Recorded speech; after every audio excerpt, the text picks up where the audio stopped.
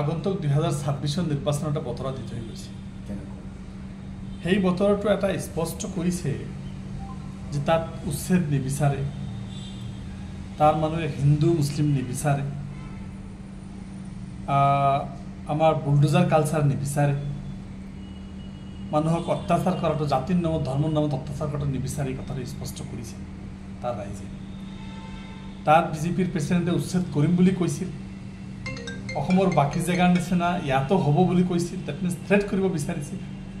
কিন্তু আমি বিটিচিত দেখিলোঁ যে তাত নেপালী, বেংগলী, কোচ ৰাজবংশী, মুছলমান, বড়ো মানে আৰু যিখিনি ট্ৰাইবেলছ আছে অসমীয়া মানুহ গোটেইখিনিয়ে কিন্তু হিয়াও জাৰি যি সকলো জাতি জনগোষ্ঠীক লৈ চলিছে এইবাৰ হাগ্ৰামা তেখেতক সমৰ্থন কৰিছে।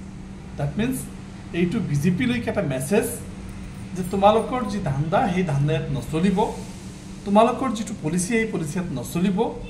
ইয়াত আমি অসমৰ যিটো যাউতুযুগীয়া আমাৰ যিটো পৰম্পৰা, সকলো জাতি জনগোষ্ঠীৰ মাজত সমন্বয়, শংকৰাজানৰ দেশ বুলি যি ভাতৃত্ববোধ, সেইটোৰ প্ৰতি মানুহৰ সমৰ্থন থাকিব, এই মেছেজটো কিন্তু বিটিচিত পাইছে।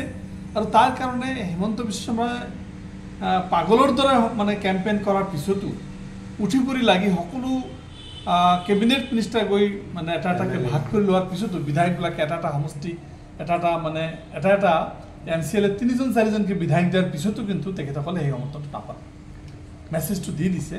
আৰু এই একেটা মেছেজেই মই ভাবোঁ যে কংগ্ৰেছকো ভালকৈ বুজাই দিছে আৰু UDFকো মই ভাবিছোঁ যে এটা মেছেজ দি দিছে যে আপোনালোকে আহি জাষ্ট ইলেকশ্যনৰ আগদিনাখন আহি যদি টিকেট দিয়ে আৰু ভোট বিচাৰে, ভোট নাপায়, তাত যাব লাগিব, কাম কৰিব লাগিব, সমৰ্থন মানে কষ্ট কৰিব লাগিব, ৰাইজৰ মাজত সোমাব লাগিব, এই মেছেজটো কিন্তু গৌৰৱ গগৈ দিছে। আৰু এইটো লগতে গৌৰৱ গগৈ বা কংগ্ৰেছক আৰু এটা মেছেজ দি দিছে যে মাইনৰিটি ভোট মানেই কংগ্ৰেছ, মাইনৰিটি ভোট মানেই UDF, এই কথাটো নহয়। যি 2012 চনত হাগ্ৰামাৰ সমতাত থকা অৱস্থাত বিটিচিত হত্যাকাণ্ড চলিছিল, মানুহ কিন্তু আকৌ তাৰ ওপৰত আস্থা ভাজন কৰিছে। এইকাৰণেই যে তেখেতে এতিয়া সেই আগৰ কনচেপ্টটো বাদ দি সকলোকে লৈ, সকলো জাতি জনগোষ্ঠীৰ সমন্বয়ক লৈ তাত মাটিৰ পাট্টা দিম, তাতে উচ্ছেদ নহয়, তাত 2005 চনৰ ভোটাৰ লিষ্টত যিবিলাকৰ নাম আছে তেখেতসকলে মাটি পাব, এই যে যিটো মেছেজ, এই মেছেজটোত সমৰ্থন দিছে। আৰু কোনো জাতি জনগোষ্ঠীয়ে এই মানে আগদিনাখন গৈ ভোট বিচৰাটো তেখেতসকলে সমৰ্থন কৰা নাই। আৰু মাইনৰিটি মানুহখিনি কংগ্ৰেছৰ নিজৰ সম্পত্তি বুলি ভবা যিটো অধিকাৰ, সেইটোকো এটা মেছেজ দিছে, এইটো তোমালোকৰ নহয়। আপুনি হাগ্ৰামাক আজিৰ দিনটোত আপুনি কি ক'ব?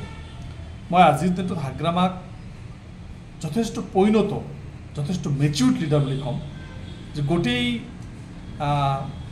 ক্ষমতাত থকা দল, গোটেই বিৰোধী থকা দল, গোটেইখিনিৰ মাজত যিটো সমন্বয় সৃষ্টি কৰিব পাৰিছে, গোটেইখিনিৰ মাজত তেখেতসকলে যি নিজৰ যিটো পৰিচয়, নিজৰ যিটো মানে পলিটিকেল ইমেজ, সেইটো ধৰি ৰাখিব পাৰিছে। আৰু সেই তেখেতৰ ইমেজটো বিগত ইয়াৰ আগত যি 15 বছৰ আছিল, এই কথাটোত তেখেতসকলে বিশ্বাস দিব পাৰিছে যে আমি বিটিচিত উন্নয়ন কৰিম। আৰু যোৱা 5 বছৰ বিজেপিৰ আঙুলিৰ ঠাৱৰত নচা প্ৰমোদ বড়োই সেইটো ইষ্টাব্লিছ কৰিব পৰা নাই, তাৰ কোনো এটা পতন আছে। হাগ্ৰামাক আপুনি নতুন চৰকাৰ গঠন কৰাৰ আগমুহূৰ্তত কেনেকুৱা ধৰণৰ উপদেশ দিব? মই হাগ্ৰামা মহিলাৰীক সৰ্বভাৰতীয় সংযুক্ত গণতান্ত্ৰিক মৰ্চাৰ ফালৰ পৰা তেখেতক মই এটাই মেছেজ দিব বিচাৰোঁ, তেখেতে যি ধৰণে ভোটৰ আগত সকলোকে লৈ চলি, সকলো জাতি জনগোষ্ঠীৰ মাজত সমন্বয় সৃষ্টি কৰি বিটিচিৰ উন্নয়নৰ কথাটো মানুহক ৰাইজত আশ্বাস দিছিল, মোৰ ধাৰণা ক্ষমতাত অহাৰ পিছতো মাটিৰ পাট্টা দিয়াৰ কথাটো মানে আৰু আমাৰ তাত বুলডোজাৰ কালচাৰ নচলিব, উচ্ছেদ নচলিব, এই কথাবিলাক কৈ সকলো জাতি জনগোষ্ঠীৰ মাজত সমন্বয় সৃষ্টি কৰি বিটিচি উন্নয়ন কৰক, এই কথাটো আমি বিচাৰিম। এইখিনি তেখেতসকলে কৰিলে নিশ্চয় দীৰ্ঘজীৱী হ'ব। লাষ্ট আৰু